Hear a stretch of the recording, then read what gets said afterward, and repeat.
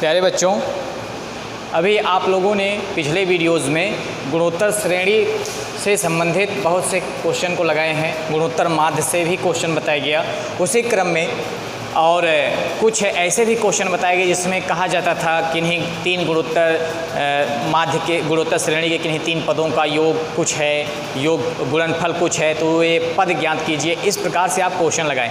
अब आपका अंतिम चल रहा है, गुणोत्तर श्रेणी का आज अंतिम वीडियोज़ है, तो इसमें क्या करना है, कुछ ऐसे भी क्वेश्चन पूछे जाते हैं जैसे हमने समांतर श्रेणी में बताया कि यदि ए बी सी समांतर श्रेणी में हो तो सिद्ध कीजिए 1/a 1/b 1/c भी समांतर श्रेणी में होंगे, a² b² c² भी समांतर श्रेणी में होंगे। ऐसे भी क्वेश्चन आपको बताए गए।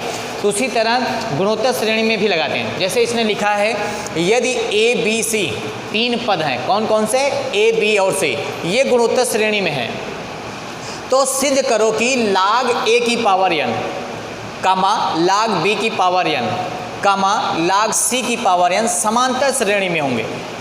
एक दिया है गुणोत्तर श्रेणी के पद और एक हमें सिद्ध करके दिखाना है समांतर श्रेणी के पद। तो ऐसे क्वेश्चन को हल करने के लिए हमने यह भी बताया होगा समांतर श्रेणी वाले वीडियोज़ में कि एक दिया होता है और एक सिद्ध करना होता है। तो हम ये प्रयास करते हैं जहाँ पे चाहे दिया गया हो में चाहे सिद्ध करना है, जिसमें बड़े पद होते हैं उन्हीं को हम मान लेते हैं। अगर दिया गया है तब तो ठीक है, सिद्ध करना तो उसको हम मान लेते हैं कि ये सिद्ध है, तो लेकिन वो सिद्ध कब होगा, जब जो दिया गया है वो आ जाए तभी वो सही माना जाएगा। तो जहाँ पे बड़े पद होते हैं उसी को छोटा करने में आसानी होती है। छोटे पद को बड़े पद लाने में थोड़ा सा प्रॉब्लम हो सकता है, लेकिन दोनों तरीके से सिद्ध होंगे। तो अब हम यहाँ पे ए बी सी गुणोत्तर श्रेणी में है, तो हम ये मान लेते हैं कि ए बी सी गुणोत्तर श्रेणी में हम प्रूव करेंगे। अभी हम मान लेते हैं कि ये जो बाद वाला पद जिसको सिद्ध करना है कि log a power n, log b power n, log c power n समांतर श्रेणी में है, तो इनको हम मान लेते हैं हाँ ये समांतर श्रेणी में है। अगर हम इसको समांतर श्रेणी में मान लेते हैं तो ये समांतर श्रेणी में तभी आएगा जब ये किस में होगा, गुणोत्तर में, क्योंकि दोनों आपस में बधे हुए हैं। तो हम इसी को मान लेते हैं ये समांतर श्रेणी में है और प्रूव करके दिखाएंगे तब ए बी सी गुणोत्तर श्रेणी में। तो मान लेते हैं, माना log a की पावर n, log b की पावर n, log c की पावर n समांतर श्रेणी में है। हमने इसको मान लिया, सिद्ध करना था लेकिन हमने इसे मान लिया कि समांतर श्रेणी में है, मान लिया समांतर श्रेणी में हैं। ये तीनों पद समांतर श्रेणी में हैं। तब अब पीछे आप जानते थे कि अगर ए बी सी तीन पद समांतर श्रेणी में होते थे, उस कंडीशन में बीच वाला पद बाकी दोनों पदों का समांतर माध्य कहलाता था, और समांतर माध्य दोनों पदों के योगफल का आधा होता था। अर्थात हम क्या लिखते थे, b बराबर a प्लस सी बटे 2, या 2 को इधर करके लिखते थे 2b बराबर a प्लस सी, ये कंडीशन लिखते थे अगर तीन पद समांतर श्रेणी में होता था तब। तो वही काम यहाँ भी करना है। यहाँ पे log के रूप में दिया गया है, तो बीच वाला पद ये है, तो हम क्या लिखेंगे तब 2 log b की पावर n बराबर log a की power n plus log b की पावर n। ये हो गया, या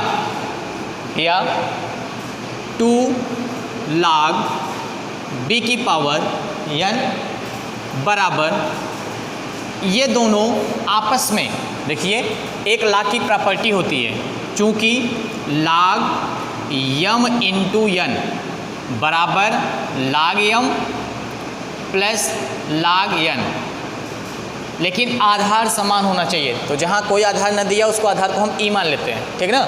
तो ये दोनों एक ही आधार पे हैं, तो इसको हम ऐसे भी लिख सकते हैं log a power n into b power n, इतना हो गया।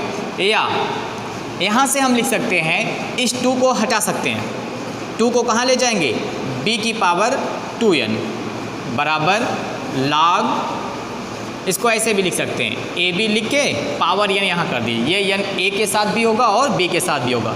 और यहाँ पे लिख देते हैं, चूँकि log यम की पावर n बराबर n log m। अगर लाग में किसी राशि का गुणा किया गया तो वो उसके पावर पे जाता है, ठीक ना। अब देखिए दोनों तरफ लाग है तो लाग को हम हटा देंगे, तुलना करेंगे, लाग दोनों तरफ से हट जाएगा, क्या आ जाएगा b की पावर 2n बराबर a b की पावर n। या इसको हम ऐसे लिख सकते हैं b स्क्वायर और पूरे का पावर n बराबर ए बी का पावर n। अब ध्यान दीजिएगा यहाँ पे b स्क्वायर की पावर n है, ए बी की पावर n, बीच में इक्वल का चिन्ह है, अर्थात दोनों पद बराबर भी होना चाहिए। तो और दोनों के पावर बराबर है, यहाँ भी पावर n है, यहाँ भी पावर n है, तो दोनों बराबर कब होंगे, जब इनके बेस भी बराबर हो। तो क्या लिख सकते हैं, दिस इम्प्लाइड डेट, अब इनके बेस बराबर करेंगे, this implied that b square बराबर ए बी।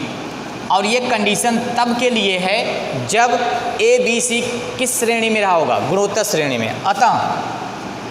अतः ए बी सी गुणोत्तर श्रेणी में है, अतः ए बी सी गुणोत्तर श्रेणी में है, यही हमें प्रूव करना था। हैंस प्रूफ इति सिद्धम, अर्थात अगर बी स्क्वायर, सॉरी यहाँ पे थोड़ा सा गलत लिख दें, बी स्क्वायर बराबर, एक सेकेंड यहाँ से देख लीजिए, बी की 2 लाग बी की पावर n बराबर लाग ए की पावर n प्लस ये c था, सॉरी हमने इसको गलती से लिख दिया था, आप लोग फिर से ध्यान दे दीजिएगा, ये c है बेटा ना, तो b को c बना लेते हैं। यहाँ पे देखिए b की जगह क्या है आपका c है, लिखने में गलती हो गई, तो ये c हो गया, और यहाँ पर भी क्या करेंगे c, और यहाँ पे हो जाएगा ए सी। अब सही है ना, तो बी स्क्वायर बराबर ए सी, अतः ए बी सी गुणोत्तर श्रेणी में है। ये तभी बी स्क्वायर बराबर ए सी तभी आ सकता है जब ए बी सी क्या हो, गुणोत्तर श्रेणी में है, तो यही प्रूव करना था। चलिए अब इस पर कुछ और क्वेश्चन कर लेते हैं। देखिए आपका दूसरा क्वेश्चन बेटा, यदि ए बी सी समांतर श्रेणी में है और एक्स वाई जेड गुणोत्तर श्रेणी में है, तो सिद्ध करो कि x की पावर b माइनस सी, y की पावर c माइनस ए, z की पावर a माइनस बी बराबर 1। यहाँ पे हमें उसे सिद्ध करना है, और 2 टर्म दिए गए हैं, 3 पद जो कि समांतर श्रेणी में, 3 पद गुणोत्तर श्रेणी में, तो इनसे जो संबंध बनता है पहले हम उसको लिख लेते हैं। चूँकि a b c ये दिया गया है, a b c समांतर श्रेणी, चूँकि a b c समांतर श्रेणी में है, यहाँ से क्या मिल जाए, इसलिए 2b बराबर a प्लस सी, अर्थात सिद्ध करते समय अगर कहीं ज़रूरत पड़ती है तो हम a प्लस सी की जगह 2b रख सकते हैं, या 2b की जगह पे a प्लस सी रख सकते हैं, क्योंकि ये क्वेश्चन जो दिया गया है वहीं से निकाला गया। तथा पुनः चूँकि x y z गुणोत्तर श्रेणी में है, एक्स वाई जेड गुणोत्तर श्रेणी में है, गुणोत्तर श्रेणी में है, इसलिए यहाँ से हम क्या लिख सकते हैं, यहाँ से लिख सकते हैं वाई स्क्वायर बराबर x z, this implied that, या तो ऐसे लिख सकते हैं वाई बराबर एक्स जेड की पावर 1/2। ये आपका हो गया इक्वेशन नंबर 2। हम जानते हैं कि गुणोत्तर माध्य, किन्हीं 2 संख्याओं का गुणोत्तर माध्य उन संख्याओं के गुणनफल के वर्गमूल के बराबर होता, तो y का मान आ गया।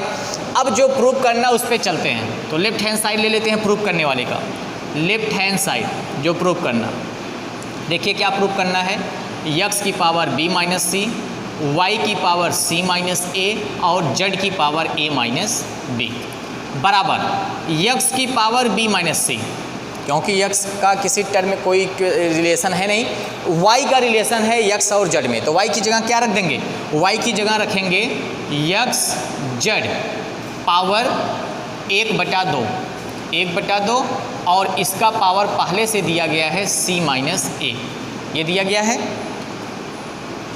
इनटू z की पावर a माइनस बी, ऐसे रखते हैं z को, बराबर x की पावर b माइनस सी।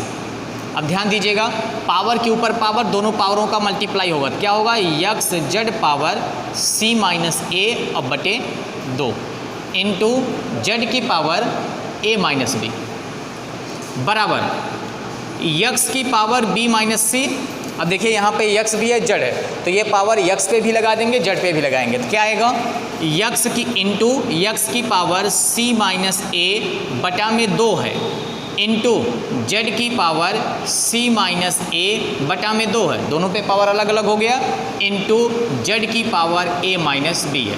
यहाँ तक समझ में आया। अब यक्स यक्स 2 बार है, दोनों का मल्टीप्लाई किया गया, तो हम जानते हैं अगर समान राशियों का कई बार मल्टीप्लाई किया गया हो तो उनके घात जुड़ जाते हैं। तो देखिए यक्स यक्स, तो यक्स की पावर b माइनस सी और प्लस में c माइनस ए बटा 2 ये हो गया, इंटू जेड की पावर c माइनस ए बटा 2 plus a minus b. Solve करते हैं आगे। दिस इक्वल टू यक्स की पावर 2 का मल्टीप्लाई b माइनस सी में, तो 2b और माइनस 2c और प्लस c माइनस a और इसका बटे 2 इंटू जेड की पावर इसको भी वैसे सॉल्व करें, c माइनस ए प्लस 2a और माइनस में 2b। यहाँ तक समझ में आया।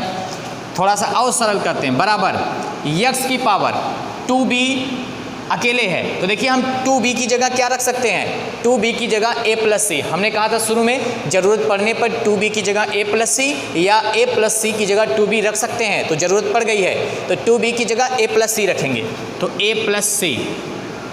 और यहाँ देखिए माइनस 2c अब प्लस c, तो माइनस c और यहाँ माइनस a इंटू जेड की पावर यहाँ c माइनस a और प्लस 2a माइनस 2b।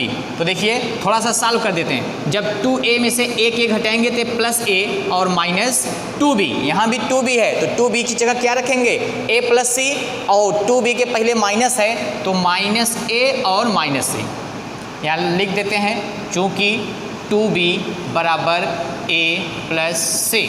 अब देखिए यहाँ a से a कट गया, c से c कट गया, यहाँ भी a से a कट गया, c से c कट गया, तो हमारा आ क्या गया, यक्स की पावर 0 इंटू जेड की पावर 0। और आप लोग जानते हैं कि अगर किसी राशि की पावर 0 हो तो उसका मान क्या होता है 1, तो यहाँ भी 0 यहाँ भी 0, दोनों मिल के आ गया 1 और बराबर RHS। यही हमें प्रूव करना था, बराबर right hand side, hands prove, यही प्रूव करना था, बराबर 1।